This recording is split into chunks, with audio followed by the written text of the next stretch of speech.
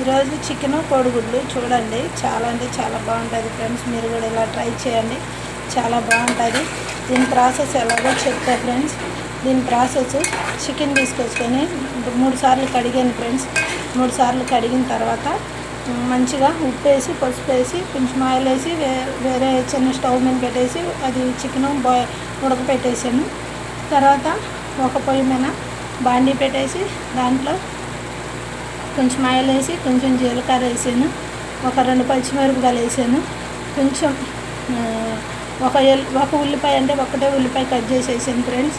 వేసిన తర్వాత తర్వాత అవి మంచిగా వేగిన తర్వాత దోరగా అల్లం వెల్లుల్లిపాయ పేస్ట్ వేసాను. అది కూడా మంచిగా వేగిన తర్వాత ఈ బాయిల్ చేసుకున్నాను కదా ఈ చికెన్ కూడా దీంట్లో వేసాను ఫ్రెండ్స్. దీంట్లో వేసేసి ఉడకపెట్టేసిన తర్వాత ఇక స్టవ్ మీద పెట్టి ఇక చికెన్లో ఉల్లిపాయల్లో ఉడకపెట్టేసిన తర్వాత అది మంచిగా ఆయిల్ అవన్నీ పట్టిన ఉప్పు అవన్నీ పట్టేసిన తర్వాత కారం వేసాను ఫ్రెండ్స్. కారం వేసి పచ్చివాసన పోయిందాక వండినాక వాటర్ సరిపడా పోసుకున్నాను.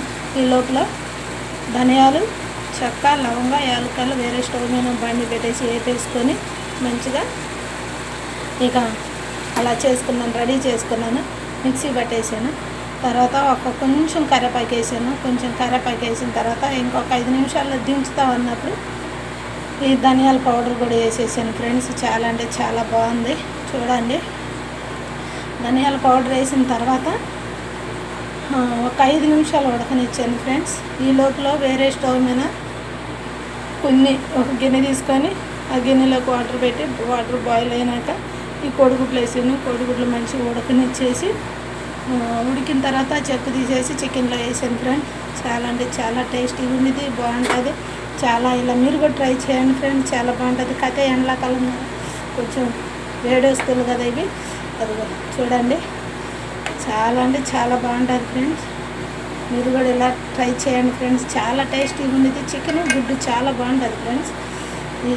నేను చాలాసార్లు ఇలా వండుకొని తిన్నాను.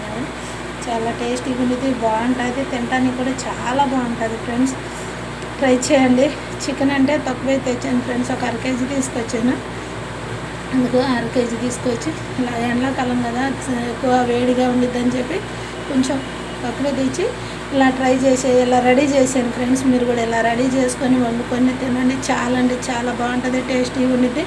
ఓకేనా ఫ్రెండ్స్, నా ఛానల్ సబ్స్క్రైబ్ చేసుకోండి, లైక్ చేయండి, షేర్ చేయండి, కామెంట్స్ పెట్టండి. చాలా వీడియోలు ఉన్నాయి ఫ్రెండ్స్, చూడండి.